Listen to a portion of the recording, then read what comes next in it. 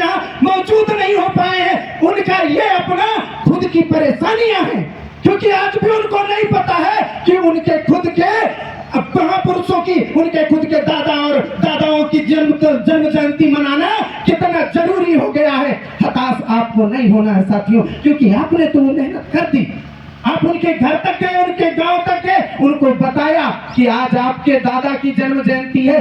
और अगर हम अपने बाप दादाओं की जन्म जयंती मनाना ही नहीं चाहते हैं, हमारे अंदर शर्म लिहाज बची ही नहीं है, तो हताश हम काहे होते हैं मेरे भाइयों? हताश उनको होने की जरूरत है जो आज यहाँ मौजूद नहीं है। मैं तो कहता हूँ ये कार्यक्रम बहुत सफल है।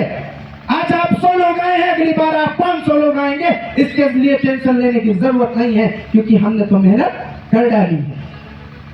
तो हम बहुत ज्यादा हताश होने की आवश्यकता नहीं है। हमारे पास केवल परिस्थितियां विपरीत हैं, और एक समय था कि ये परिस्थितियां और ज्यादा विपरीत हुआ करती थी, जब उन विषम परिस्थितियों में बाबा साहब भीमराव अंबेडकर जी ने पढ़ करके इस देश का पूरा संविधान लिख डाला। तो आज तो न जाने कितने ऐसे युवा हैं जो पढ़ लिख करके संविधान के पीछे चलने और लड़ने, उस संविधान के लिए लड़ने की ताकत रखते हैं। ऐसे देवेंद्र भीमराज और ऐसे क्या कहते हैं मोहम्मद मुस्लिम, ऐसे बहुत सारे युवा हमारे चंद्रशेखर रावण जी और बाबू स्वामी प्रसाद मौर्य जी आज भी संविधान के लिए लड़ने के लिए जी जान से लगे हुए हैं मेरे दोस्तों। तो चिंता करने की जरूरत हमें नहीं है, चिंता करने की जरूरत उनको है जो आज भी हमारे संविधान को चलाने के लिए सोचते हैं। चिंता करने की जरूरत आज उनको है जो हमें कमजोर समझते हैं, जो हमें दलित समझते हैं, जो हमें शोषित समझते हैं, जो हमें वंचित समझते हैं। क्योंकि मैं बताऊं मुस्लिम भैया, मैं अपने आप को दलित मानता ही नहीं,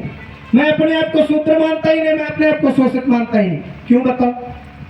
अरे यार तुम ही तो कहते हो तुम राजा के वंशज हो, हम दादा चंद्रगुप्त के वंशज हैं, हम दादा सम्राट अशोक के वंशज हैं। कौन कहता है कि हम दलित हैं यार?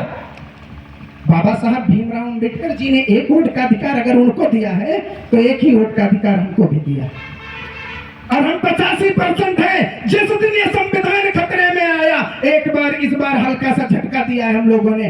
अगर दोबारा संविधान पे उंगली उठाई ना, तो तुम्हें जो पटकनी देंगे कि तुम जीवन भर याद रखोगे, क्योंकि हम दादा सम्राट अशोक की वंशज हैं। अगर हम शस्त्र डालना जानते हैं तो हम शस्त्र उठाना भी जानते हैं मेरे साथियों।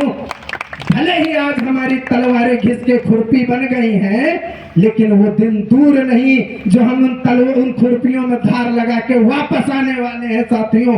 इस चीज को याद रखिएगा, हम उन्हीं खुरपियों में धार लगा के तलवार बना के लेके आने वाले साथियों।